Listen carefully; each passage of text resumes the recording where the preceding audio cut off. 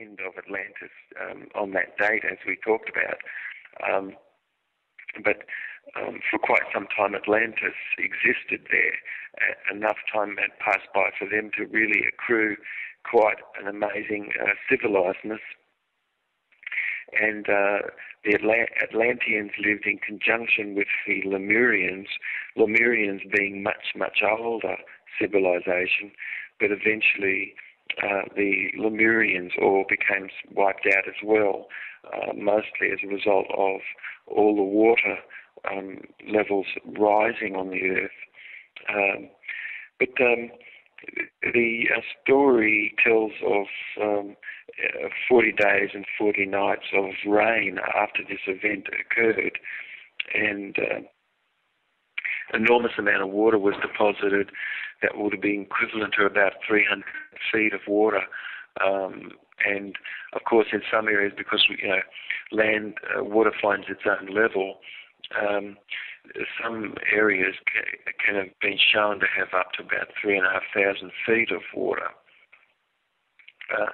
Certainly, tsunamis erased around the Earth as a result of this impact having occurred, and they created many, many layers, and also its destruction of itself, which some of these tidal waves, and even a tidal wave higher than Mount Everest, it's shown has been able to go right over Mount Everest. So some of these tidal waves were so huge, and they can have just completely stripped and changed the landscape and scoured it incredibly. There was 2,000 years of darkness, like of a nuclear winter, which the asteroid impacts that sunk Atlantis would have been equivalent to about 30,000 hydrogen bombs having gone off. So enormous amount of soot and all sorts of debris hung in the heavens for a long time. Enormous quantity of earth was deposited high up in the heavens, which then rained back down on the earth, and then the dust can have taken quite a long time for that to have cleared away, about 2,000 years. Pumice stone, volcanic ash and pumice stone settled and was much lighter than the water, and it can have been 30 to 90 feet thick in some areas all over the Atlantic, and mud and everything can have become then deposited on top of that, so that there was an impassability, to ships and things, which that's all a bit part of Plato's story, that out beyond the gates of Hercules and the Gibraltar, ships were not able to pass or anything for some time. Creatus, Plato's uncle, was the one who got this story from the Egyptians, which Plato writes a bit about this. But certainly all the myths of the people that survived do talk about a great deluge that occurred, and when we can go down through various layers, for instance, in Egypt, we can come down to a layer of an enormous amount of silt and mud that shows that there was a huge flood at one point, but it is interesting to me that the pyramids, especially the Pyramid of Giza, can be reverse engineered to show that it can function as a energy generator, and did function as an energy generator back then, but that after the deluge there was lost knowledge, and they did try to start it again, which it caused it to explode, which explains the condition of the king's chamber having shown that an explosion has occurred within there, which is, if they didn't know how to actually operate it properly, I can understand how it's possible that it can have exploded, and that after the deluge, there can have been a great loss of information, and of course, great darkness fell over the northern hemisphere, and as I said, for 2,000 years there was just total, quite a bit of darkness, and everything lost its pigment. All the trees no longer really had any pigment at all, and humans also, there was a great loss of pigment from no real sun having come through as it would have to actually be able to cause us to pigment ourselves and things. And when you look at the woolly mammoth that perished, they all perished around exactly the same time frame as this occurred, and it can be shown that lots of the water that surrounds them came down from the heavens. Enormous amount of ocean was vaporized as a result of this impact, of course, and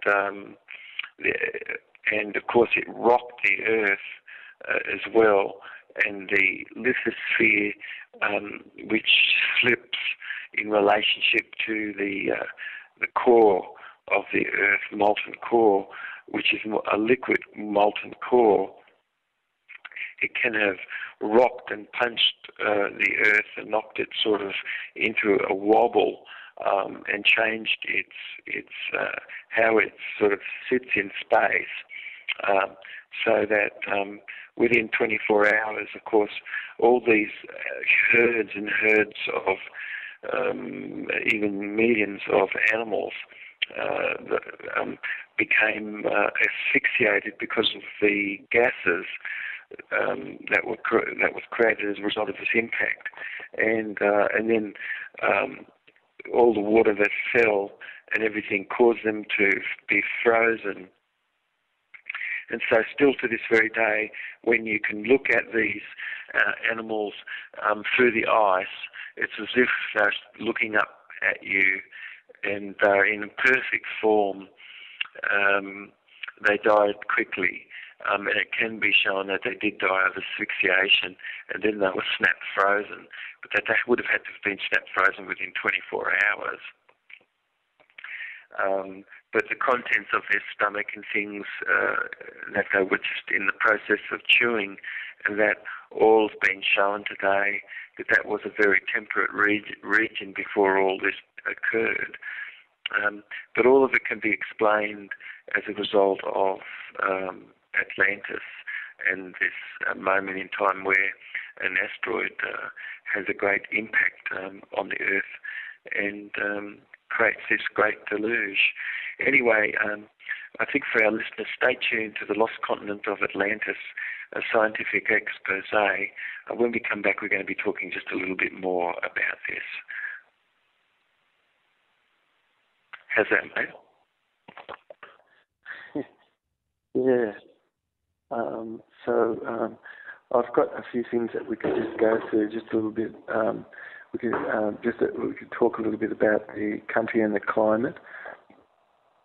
We could talk just a little bit about the peoples of Atlantis, a little bit about Atlantis as a world power, a little bit more geological evidence, the transatlantic cable, and information that was sort of happened as a result of them, that cable snapping, and then they had to find it again. We could talk a little bit about the centre of the catastrophe and the Atlantis asteroid orbit, and Charleston, South Carolina. I think I said North Carolina, but Charleston, South Carolina. Could talk about the cosmic explosion, and then the eruption, and then the Sea of Mud, I guess. So does that sound interesting, you think, to people? Where we are? Yeah?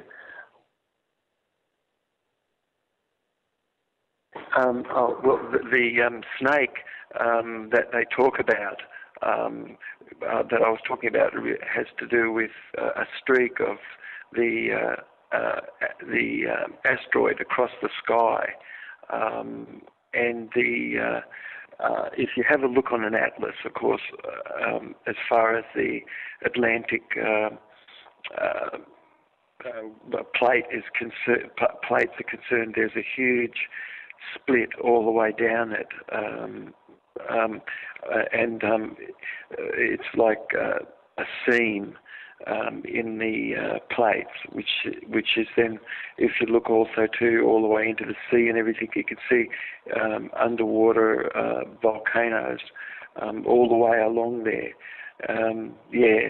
And then when we look at the depth of that, we can see that it's a fairly thin area, but for any asteroid to have hit somewhere, that was probably one of the weakest areas of the Earth, that it could have hit. So it caused such enormous deluge. Yeah. That might have been a good question to record.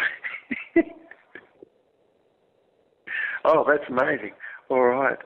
Well, it's amazing because there's only a few pieces of evidence available for the reconstruction of the island of Atlantis.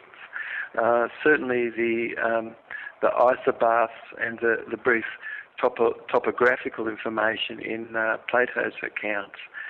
But if we look at modern charts of the Atlantic, it shows depth measurements and that in the form of sort of an uninterrupted contour lines, and the depth values can be determined only indirectly from the surroundings taken by survey vessels and things. But it does show that from the 40-degree latitude mark all the way down to the 30-degree latitude mark, that there's evidence of quite a continent that is there, and the outline of this sort of is can be shown. If one can take a look at the ocean bottom without the sea, so that you can look and see, the topography of the land mass that's down there. But the large island extends in the north-south direction for about 685 miles. That's about a bit more than 1,000 kilometres. And the northern and northeastern flank, is fringed by a great range of snow-capped mountains today, which is the Azores. That it really rises, higher than 10,000 feet. That's about 3,000 metres of the alpine region, and it's sort of it's crowning a serrated crest.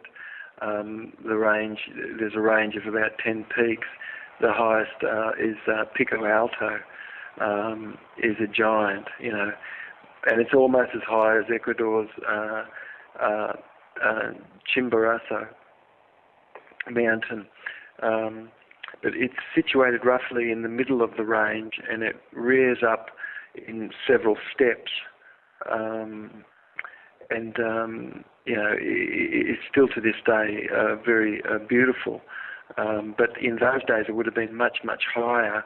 So for all intensive purposes, it would have looked like it was a place where there were pillars that were holding up the sky, sort of thing, because no one would have been able to see past the clouds that would have been around it. And it was like as if it was holding up the heavens,